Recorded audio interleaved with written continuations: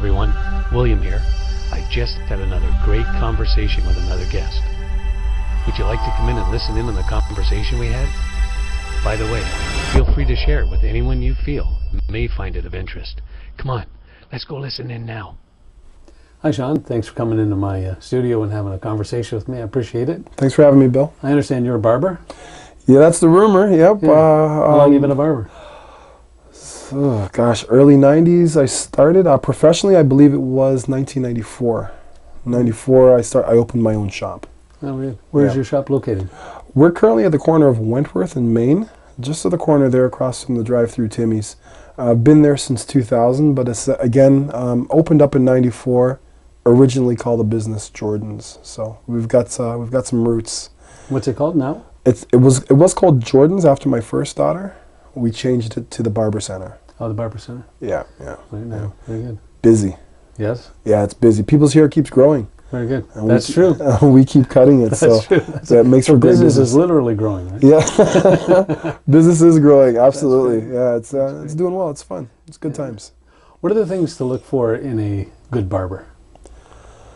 A good barber, you're probably going to look for somebody that's sociable, somebody that you want to go visit every couple of weeks, has a positive outlook on things, and is skilled at his trade specifically. You're also going to want to look, he could be the greatest guy, nicest guy, but you want to make sure that he's clean. Right. We have some female barbers too, I believe. Few female barbers. They're few and far between because the trade is not properly taught in the current in the current province, and it's not effectively taught, Canada-wide, never mind. But it's hard for a lot of young female or male barbers to really get into the industry because there's no barometer as to what's good, there's no standard as to what's bad, and it makes it a little bit difficult. But there are a few barbers out there. Some come from the old school, but there has to be a full address. We have to address it from a provincial level, I think, to make that change. Yeah. I know that you've been quite an advocate for the standardization of barbering, and why don't you tell us a little bit about that and the process? Well, the process has been very difficult over the years to try to get it to where it needs to be. People go to Magic Cuts, hair crafters, and they don't really think anything of it. They're like, "What? What's the big deal? A haircut's a haircut."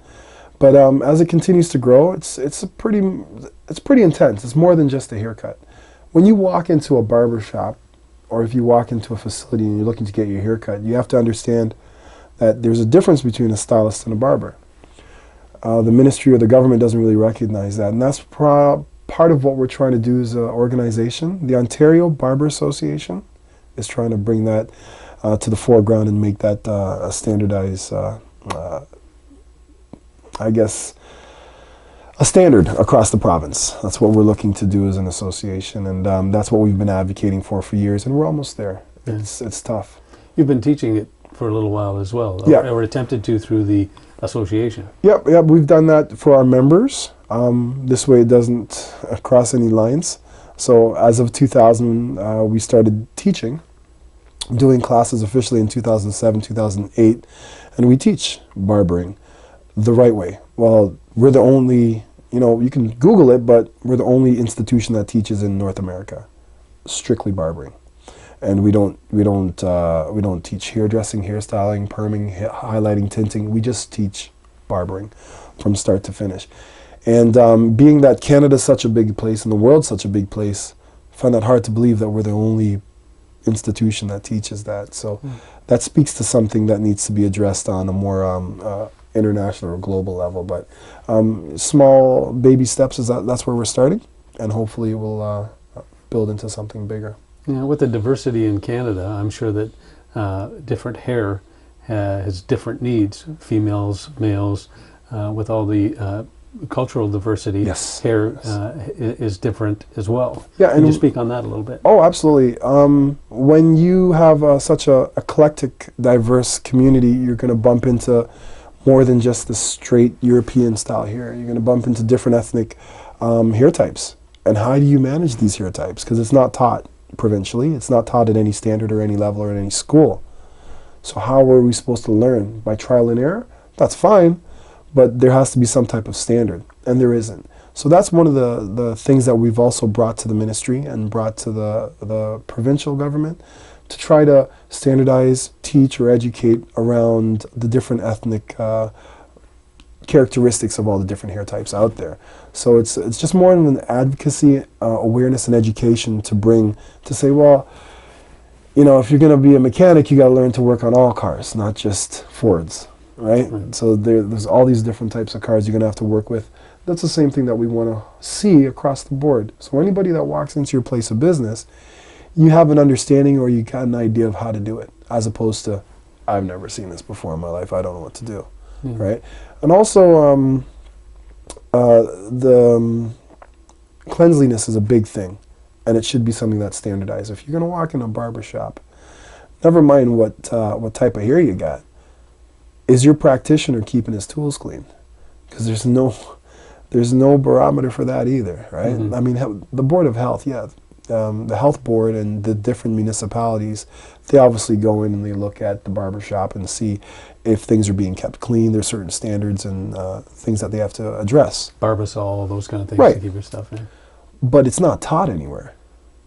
So it's just almost, oh, okay, well, I guess this barber's clean, I guess. But it's not taught anywhere. So it's not, you know, it's not a part of the education coming in. It's like, oh yeah, make sure your things are clean, but they don't recognize clippers, so they don't speak about keeping clippers clean. They don't recognize about barbering, so all the barbering tools that are used in barbershops currently, the education isn't there around how do you decontaminate, how do you keep these things clean, because it's more focused just on the hairdressing end. So all the barber content and all the barber tools that we use, it's not taught because it doesn't exist as far as the ministry is concerned. So this makes it extremely challenging, and it's a public issue. Sure. It's a public safety issue, right? So I think it really comes from the top, where we have to educate big time, and we have to recognize barbering, because barbers are everywhere. So why is it ignored? And this again is part of the advocacy that we're trying to bring forth to Ontario. Not just to Hamilton, but just like Ontario in a whole. Yeah, I know for myself, I've been in facilities years ago when I was younger, because I wanted to be as cheap a haircut as I could get. And I would watch them, and their brush would have a lot of other people's hair in it as it's brushing my hair.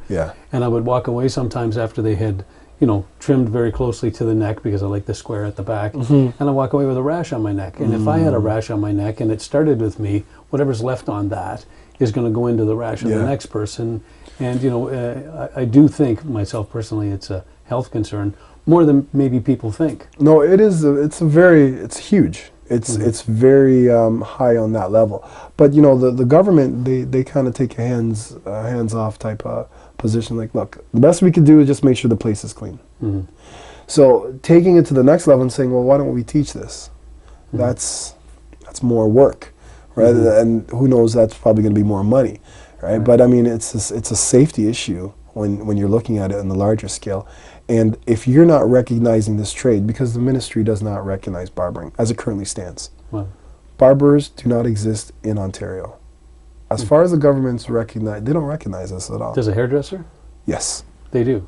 Yes, hairdressers are recognized. Okay. Right, so... In what way are they recognized that a barber is not recognized? What's the recognition? What is the... Well, by the government's description, barbers don't exist because what we do is redundant and it's under the auspices of hairdressing. Oh, okay. So we just cut hair and shave.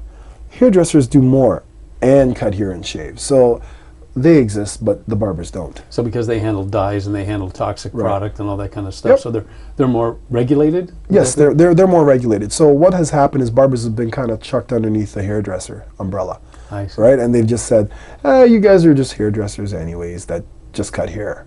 So learn all the hairdressing stuff just in case you want to do hairdressing later on in life. But, you know, fall under that category and Bob's your uncle, you're good to go. So what we've been saying since '99 is, this doesn't make any sense. You can't do this. And what we've done effectively is created the Ontario Barber Association to speak for that voice. To say, you guys are so off base. So now we're kind of pushing the ministry and the government to do more. It's like, you guys need to do more. the thing I love about Hamilton, Bill, is there's a lot of extraordinary people that live in this city that do extraordinary things, yourself included, being able to have this forum, right? You've got people that are Hamiltonians that are doing things not just in the city, but great things like outside of the city. And using that as an example is what I've been trying to do from this local level to try to affect barbering, not just in Hamilton, but across Ontario. Mm-hmm. Right, and it's indicative of a lot of other Hamiltonians, because that's what we do. We do more than just the local, day-to-day stuff. We try to do stuff that reach others and touch others, and this is going to change barbering forever. So in the next couple of years, whether they like it or not, the ministry is going to have to address this very huge problem, because it's not just affecting local barbershops in the city. And we've got a lot of local barbershops in the city. Mm-hmm. 7 have come right out of my shop already. Wow. Right, we've got a lot of local and good barbers, very professional guys. So to look at all of us, probably close to 80, well, probably closer to 60, 70,000 barbers in the province, and say that you guys don't exist, go back to school, get your hairdressing license. That's not going to work. Mm-hmm. And the ministry and the government have to recognize that won't work. So out of the 60 or 70,000 barbers, how many are part of your association? Oh, we only have 200 members, and we've closed off our membership. Oh, you did? Yeah, okay.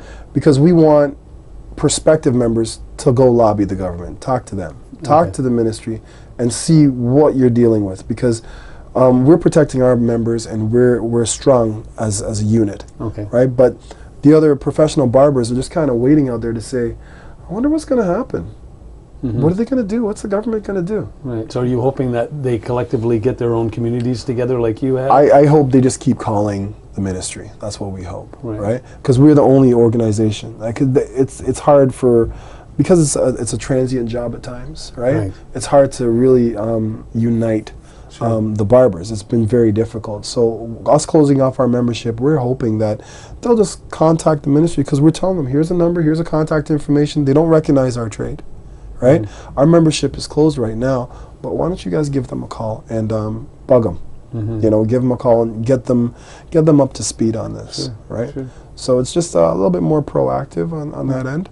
And I want to be less reactive. I'm not waiting for them to tell us you're out of a job. Right. Go find a new living, or go back to school, because going back to school is going to cost us upwards of $5,000, $10,000 to go back to hairdressing school, to end up right back at the barber shop in another year and a half or so doing the exact same thing. So it does not stand to reason. We're just hoping that the provincial government will just get up to speed. It's 2014, and we're still using curriculum and syllabus back from the 60s and the 50s. Change it up. Sure. One of the things I like to ask my guests is how important the relationships are that you build. I know that they're important, but in your particular field, how do you build the relationships, and how do you maintain the relationships, and how important are they to your business? Relationships are essential to any business. Relationships are essential to life, I think. Don't want to get too deep, but I mean, every relationship is so important, especially in this industry. I'm a great barber, specializing in probably designs. Like, I'll do a lot of designs, hair designs and what have you. But my personality is a lot better than my skill, per se. So that's what really gets me ahead, I find, in this business, in this industry, having those great relationships, and just remembering people's names and remembering the scenarios and their lives. You got to care to remember all that stuff. So even outside of the barbershop, it's all about relationships, all about the type of individual you are, and do you care enough to to remember or to make time for that person. So. Just in school, in my workplace, in my family, it's all about relationships. That's so important. So in any form of business and day-to-day life, you have to be very conscious of what you do and the footprint that you leave behind for others. So I think that's essential to a successful business and just to living a good life, man. Yeah, the relationships between yourself and your customers. but as well relationships between other barbers and people in the community. You know, all business go through really great times, and we have a great heyday, and everything's going your way, and then all of a sudden something comes along and things don't go so well. And sometimes we count on some of those relationships to help us get through the times, and it's so important to have built those kind of relationships. Yeah, you know, you hit the nail on the head there, because when I was growing up, it was always understood that, oh man, that guy over there, that barbershop, he give you a terrible haircut, or guys would go like, where'd you get your haircut? It looks bad. Let me fix it. But now the paradigm of thought has changed, because I've always encouraged, like, it's a nice haircut. Who's your barber? As opposed to, oh, terrible haircut. And we go to other barbershops and say, how's business? How you doing? My name's Sean. I've got a barbershop. There's lots of clients to go around. So we can all eat. We're all going to be fine. But how can I help you? Because as an ambassador of the barbering sector, that's what I need to do. So that's what we try to encourage, and go into other shops. And do you need help? Do you need classes? Do you need seminar? What do you need? What can we do for you? Well, what's the catch? To make our industry better. That's my goal.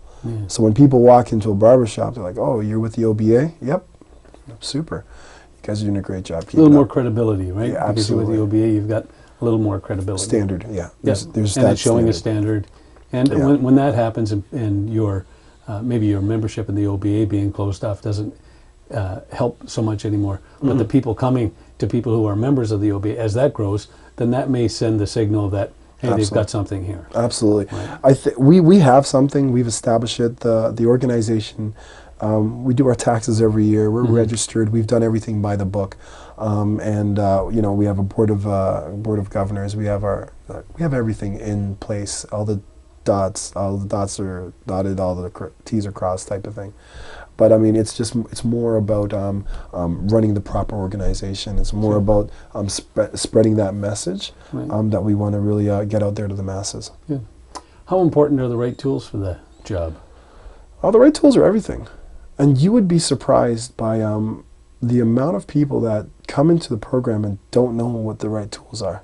They don't understand barbering. They don't understand the tools. They're like, what? And red flag. Just use the buzzer and take everything off. Oh, if I had a nickel every time I heard that. Oh, just save everything. Yeah, give me a number 2 and just take everything. I'm like, wow. Knowledge is power. So, you know, having taught so many people and gone through so many classes and seminars, the right tools are so important. Ask a golfer if the tools are important. You know, ask a mechanic if the tools are important. It's the same thing with your barber. If your barber's got to know all the tools that are out there, what they're used for, and how to effectively use them. A lot of them don't. I find that a lot of hairdressers are not effectively informed, right? And to that, we get a lot of hairdressers taking our program. Because it's a private program. So, you know, what they'll do is they'll have us come into their salon and teach, which is awesome. That's one thing about the hairdressers that I really admire and I love. They're always searching for knowledge, and they're always looking for education, so that makes them better professionals. Right. So is there a website that they go to, or is there a phone number that they could call if they wanted to take the course? Yeah, we have it on our standardized website. Okay, good. I'll put it on the credits at the end of this as well, so people have it. Actually, don't do that because we're really busy. Oh yeah, okay. Yeah, we're booked up like months in advance. Well, that's a good problem to have. It's a great problem to have. And then you know what? Because they're private classes, it allows us the ability to kind of fit everybody in. So yeah, like it's really busy. Well, I'll put a link up to your website. The website would be perfect. That'd be awesome. We'll do that. But yeah, I know you've brought some tools with you. I'd like you to show me examples of some of the things. So when we're talking about hygiene, these are 3 different brushes. So why would I use 3 different brushes? Well, because sometimes what happens is when you go into a barber shop, the individual will use the one brush to do everything. So they brush off their clothes, brush off the face, brush off the neck. Some guys brush their shoes off, whatever, because the hair gets all over you. In our shop, we have an air compressor. It's down to a very low PSI, and some guys will use that to brush off as well, right? That's another form of decontamination that we use, just the air compressor, not to blow, but the air just to brush off, you know, all the fine hair. This is a body brush, and this is my face brush, let's say. So the black brush is for my face alone. So if I'm going to use it on anybody's So it's color face, coded. That's how you distinguish yes, them. right? So Because they look the same to me, other than no, the handle. the handles, right? Differentiate it. So I'll use only this on the face, and I'll use this on the body, right? And now I do that because I don't want to cross-contaminate. So every time I'm brushing off somebody's neck, or I'll use a body brush. The body brush, sorry, changed hands.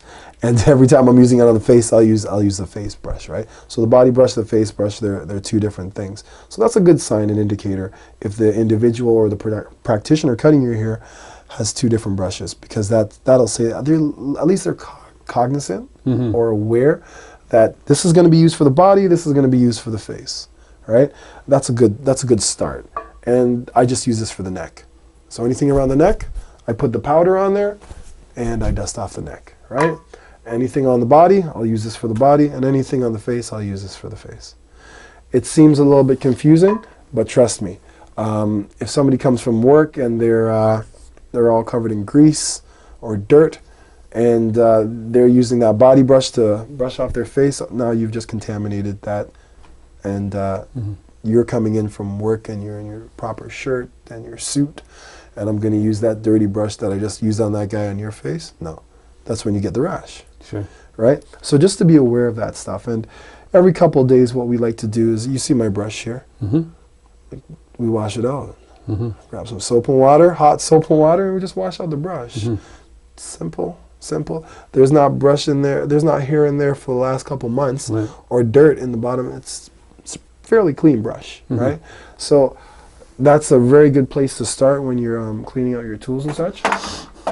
Or you going to a barbershop and you can see if he's got more than one brush on there, at least you're aware. The next tool that we use is just a standard brush. This is taking a beating, obviously, because I'm always knocking it on the side to clean out the hair. Right? We got some little hair there and there, same thing. But that's it's always washed, it's always cleaned, and there's here and there. I try to take out as much as I can. And you have your air tool to give them a little... Yes, a little spray, and that helps out a lot. Gets into the cracks. That's it. This is a power tool. And this is an adjustable clipper. And this is an outliner. Okay. So these are three different tools, and they're important because, well, this does a lot of the heavy duty work, and if you see, it doesn't have an adjustable thing on the end. So it just kind of shaves everything down. And this is what a lot of the hairdressers are used to. Right? It's called the power tool. It's usually a classic 76 Oyster, but this is a different model. This is an adjustable clipper, and it does a lot of the heavy lifting. It does the fading, the blending, and what have you. It's considered an adjustable clipper because it's got an arm on the side here. Okay. So the duties of all these clippers are different, and this one allows you to put guides on top as well. Right? And this last clipper is an outliner. It has no adjustable thing at the end, and it's something that you're going to use to shave. It's what we would use as the modern day straight razor, for example. Really? So yeah, so it's not going to cut you as low, but I use it the exact same way to do my hair designs, to do my outlining, to shave the back of the neck, to shave your face, to shave it down, and what have you. And then there's another tool, and these tools are called foil shavers, right? So you just, turn it on. It's just like a regular filler shaver type thing. And the foil shaver here gives you a very, very close cut. So in tandem with this, this foil shaver. That'll do the heavy lifting, as it were, and that does the fine-tuning. Yes, exactly. This is also a version of a foil. Okay. A foil clipper. Same idea. It's just ergonomically it's set up different, and it cuts very low. Now when you're cutting ethnic hair, African hair, you can't use these. Right, because if you use these foil shavers on African hair or a beard, it's over. Bumps. The hair is different and it behaves different. Also part of the education where it's good to know, if you're being taught at that, at the onset of your class, that you can't use something like that on African hair because our hair grows back into the pore. Completely. It'll change your life because now it's it's better. Now you know exactly anybody with this hair type. You got to do that. And this is a straight razor, right? You know of the straight razors. We all know the straight razor. Right? So this is different than the older straight razors because it comes with a reloadable blade. So every time I shave, it's a different blade. Okay. coming back to the hygiene, right? That's huge. So you remove this, change the blade every shave, and you're good to go. Okay, and that keeps it clean. It's the cost of doing business, right? To be and the razor blades are not expensive. right. The razor blades, you can buy enough razor blades. These are the razor blades that you pick up. You can buy enough of these in one sitting to last an entire year, right? So it's going to cost you probably about $40 or $50 to buy all those razors to last the whole year. That's nothing. Yeah, it's great to know. Things. Yeah. So those are probably the most important tools that you're going to see in a barbershop, and the ones that you should make sure that your barber is cleaning, as well as decontaminating after every cut. So anything that touches you, I would make sure to clean and sterilize before I use it on the next person. And I believe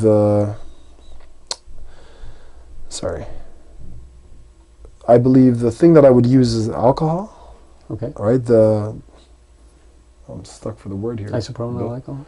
Yeah, just isopropyl alcohol. That's the agent that I would use to decontaminate and clean all the tools. All the other stuff is they're perfumed, right? And the clipper companies just put a badge on it, slap it on. It's like, oh, use this. They all have alcohol in it. The alcohol, if alcohol can kill flies in the summertime in your barbershop, it's going to kill any bacteria that you can possibly have on clippers. So we spray the alcohol on clippers. We spray it on all the tools. It doesn't corrode the tools whatsoever. It keeps them all in good shape, and that's it works. Yeah, it works really well. Yeah, it works really well. So yeah, that's the rundown of some of the tools that you're looking at. I've looked at some of the things you do. You're a bit of a artist with the design and whatnot when it comes to younger people who like to have some things put in the back of their head. Oh yes, like their favorite sports teams and all that kind of stuff. So that certainly would differentiate you from some of the others, which is easier to do with some ethnic hair than it is to do with much easier to do with ethnic hair. Yeah. It's because the hair lays down differently, right? So it's a lot easier. And I practiced for years. I did a couple competitions in St. Thomas. I took first place in this was years ago. Didn't really like the whole competition thing, and I figured it'd probably be a little bit more advantageous to teach. So I kind of focused on that more. There are competitions and stuff that go on in Ontario and in the States, but I don't really buy into all that stuff. Well, it lends to a little bit of credibility for you when you're younger. Yeah. Now that you've got some seasoning. I'm good. So if I do something, if I do a design like I've done. Che Guevara, I've done Obama designs, I've done Lincoln Alexander, I put him in the back of a couple of kids here, and I've done a lot of different designs, and it's overrated right now, but I mean the kids like it, so it's good, and it, like you said, it gives you that little it's a edge trend. up. So it's a trend. Kids like the trends. We all did it. Yep, absolutely. I remember the bell bottoms and the shirts. It's overrated now. Yeah, absolutely overrated now. Shag rug, although it's coming back. So. No, we do that, and I also, that's what I teach. So for people that are interested or want to learn, how do you do that? We do teach it, right? So I find that it's a little bit more rewarding to just pass that knowledge on through education, as opposed to, look what I can do. Oh, look what I did. It's just not the same. Then they can bring their own creativity to the table, right? Rather than patterning or whatever. Absolutely. I saw a young guy that's working at another shop. I saw this gentleman at the gas station, and I said, wow, that looks like my design. Like, did I do that? Did I cut your hair? He's like, no, it was this other kid. I'm like, yeah, but I taught him. Right? So he took away all the stuff that we taught him, and he just blew my mind. That's great. He just took it to the next level. I'm like, wow, he's really good. That's rewarding though, right? I mean, to have extremely, Bill. To have that's extremely rewarding, man. That's why I love working with youth, because I mean that you can't buy that. Yeah, they're open vessels, eh? Those ones are just open minds. And pour it in. Yeah. Pour it in, and then they take out. There's a word of caution to be mentioned in that as well, because if we have that great of an effect on our youth, we need to be careful how the relationships that they build can affect and infect them. Right? Yeah. You don't want to infect them for sure. No. You definitely want to affect them. Absolutely. So, just in summary, what would be your goal? Just summarize the goal for barbering and where you see it possibly going in the future. In 2008, part of our mandate was to see barbering recognized as a trade in Ontario. I think we're around the corner. We can see the light at the end of that tunnel. That will come to fruition. The provincial government is poised to make a decision. And that's been years and years of working hard on this product and this project, right? So I think we're about to see our dream come true, I guess. That would be great. Then I don't know what I'd do. What am I going to fight for? I have nothing to fight for anymore, my goodness. Instead of fighting, maybe you could just build. Build, yeah. I've been trying to build. Teach and train. If you've got that, now it's a training thing. Now you become the educator. That's a good point. I think I'll probably kind of gravitate more towards that. But I love the challenge for the amount of years that we dealt with it. But that is the end goal, to see barbering recognized and to continue to have a role in helping develop and affect the positive change that we've tried to cultivate over the years with the ministry. You know, that would probably be it. Yeah. So it's been about 12 years, 13 years. So we're about to see our dream come true. Very good.